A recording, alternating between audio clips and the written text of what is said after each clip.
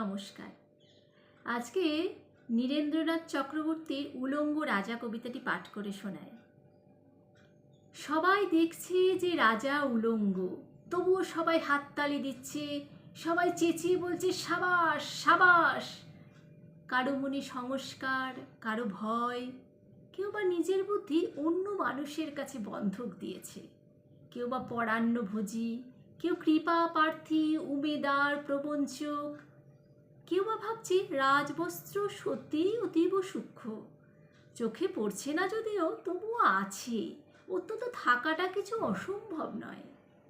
গল্পটা সবাই জানি, কিন্তু সেই গল্পের ভেতরে শুধুই প্রশস্তি বাক্য উচ্চারক কিছু আপাদমস্তক ভৃতু ফন্দিবাজ অথবা নির্বোধ স্তাবক ছিল না, একটি শিশুও ছিল, সত্যবাদী, সরল, সাহসী একটি শিশু। নেমেছে গল্পে রাজা বাস্তবের প্রকাশ্য রাস্তায়, আবার হাততালি উঠছে মুহুর্মুহু, জমে উঠছে স্তাবক বৃন্দের ভিড়। কিন্তু সেই শিশুটিকে আমি ভিড়ের ভেতর আজ কোথাও দেখছি না।